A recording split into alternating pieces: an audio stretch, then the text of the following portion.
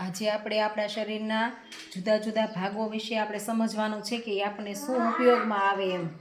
હો, આપણા શરીરના જુદા જુદા ભાગ એટલે આપણા અંગો બધાય, હાથ, પગ, કાન, નાક, જીભ, એ આપણા બધાય અલગ અલગ ભાગ કહેવાય. પણ એ શું કામ કરે ને આપણા શરીરમાં એ તમારે ખબર હોય તો કહેવાનું, નકર હું સમજાવીશ. હો, ચલો, પગ હોય ને, પગ એ આપણને શું ઉપયોગમાં આવે? સરસ. હા, ચાલવા માટે, દોડવા માટે પગનો ઉપયોગ થાય ને. પછી આપણો હાથ છે એ શું ઉપયોગમાં આવે? સરસ, જમવામાં. પછી કંઈક પકડવું હોય તો આપણો હાથનો ઉપયોગ થાય ને. હે, પછી આપણા કાન, બે કાન, જો આપણે છે ને બે કાન બધાને, તો એ કાન આપણને શું ઉપયોગમાં આવે?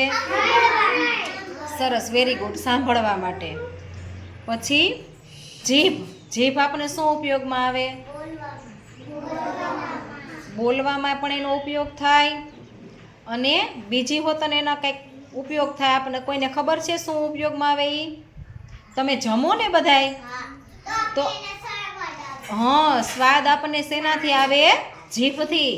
તમને ખબર પડે ને કે ગળ્યું છે, ખારું છે, તીખું છે, કેવું છે એમ.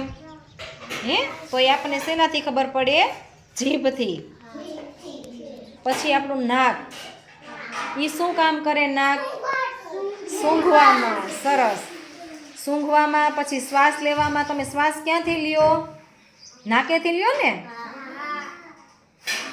પછી આપણી આંખો, આંખ, આંખ આપણને શું ઉપયોગમાં આવે?